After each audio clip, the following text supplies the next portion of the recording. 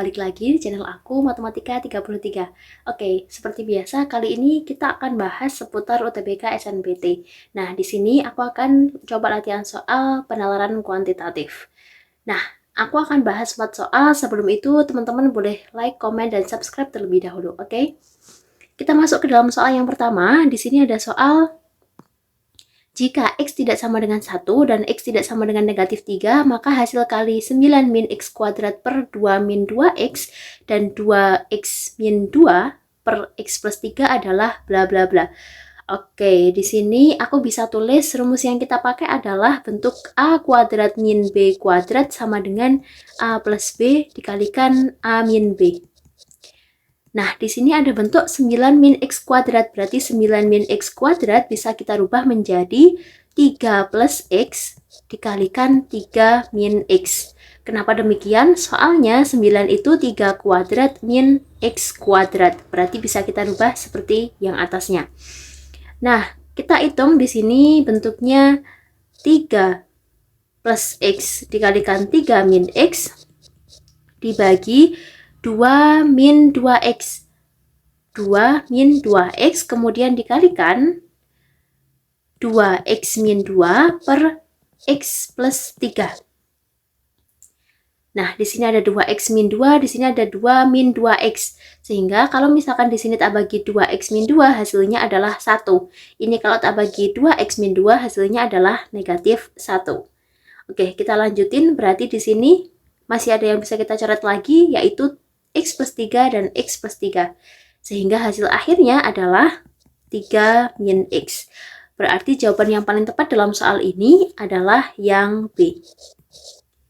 Oke, kita lanjutin ke soal berikutnya, soal nomor 2. Di sini ada soal Hanum menjual sepeda bekasnya seharga 1.788.500. Kemudian jika dengan harga penjualan tersebut Hanum rugi 30%, harga mula-mula sepeda tersebut adalah bla bla bla. Oke, kalau misalkan dia rugi 30%, berarti dia hanya membayar atau dia hanya menjual 70%-nya saja. Kenapa? Karena 100% dikurangin 30%, sehingga dia hanya menjual 70% saja. Nah, 70%-nya itu harganya adalah 1.700.000 tadi. 70% sama dengan 1.788.500. Nah, yang kita cari adalah harga awalnya, berarti 100%. Itu nilainya sama dengan berapa? Oke, kita boleh pakai rumus. Yang ditanyakan adalah bukan diket ya, tapi ditanya per diketahui dikalikan diketahui. Nah, yang pertama yang ditanyakan adalah 100%, berarti kita tulis 100 per 100 per yang diketahui adalah 70%. Kemudian dikali yang diketahui lagi, berarti 1.788.500. Nah, di sini kalau kita hitung, berarti nanti hasilnya adalah 2.555.000. Sehingga jawaban yang tepat di sini adalah jawaban yang B. Oke, kita lanjutin ke soal berikutnya. Oke, soal nomor 3 ini bicara tentang eksponen.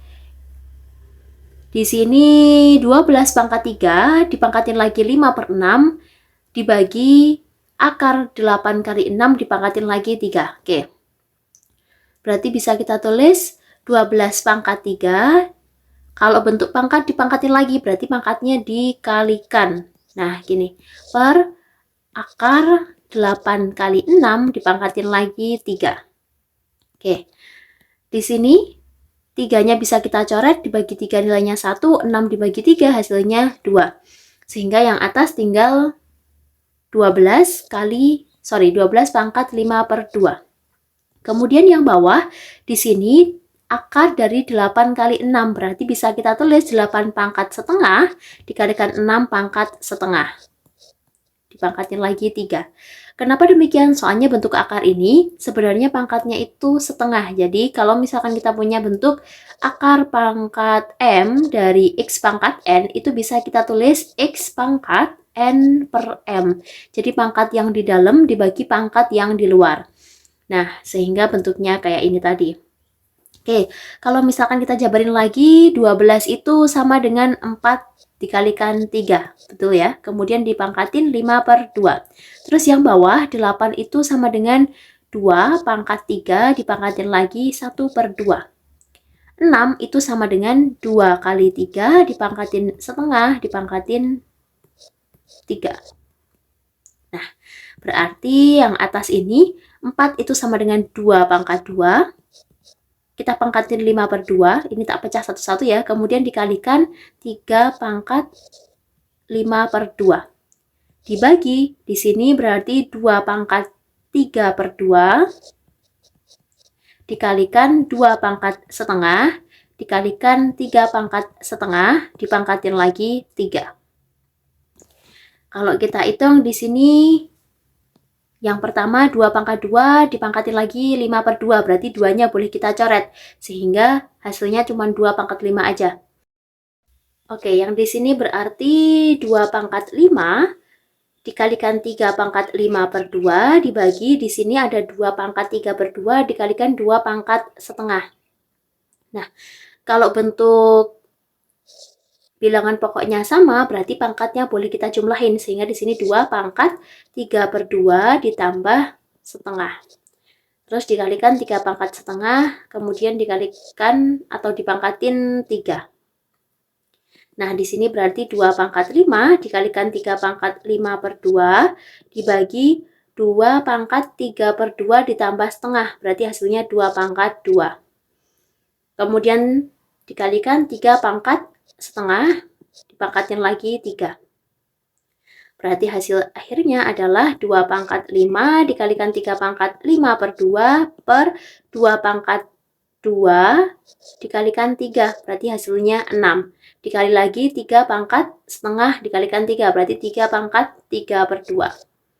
Nah, oke, di sini ada 2 pangkat 5, ada 2 pangkat 6. Berarti bisa kita coret. Sehingga 2 pangkat 5 kalau dibagi 2 pangkat 5 hasilnya 1, 2 pangkat 6 kalau dibagi 2 pangkat 5 hasilnya tinggal 2 pangkat 1. Terus kemudian di sini 3 pangkat 5 per 2 dibagi 3 pangkat 3 per 2. Itu bisa kita tulis menjadi ini 3 pangkat 3 per 2-nya tak naikin ke atas, berarti jadinya 3 pangkat 5 per 2 dikali 3 pangkat negatif 3 per 2.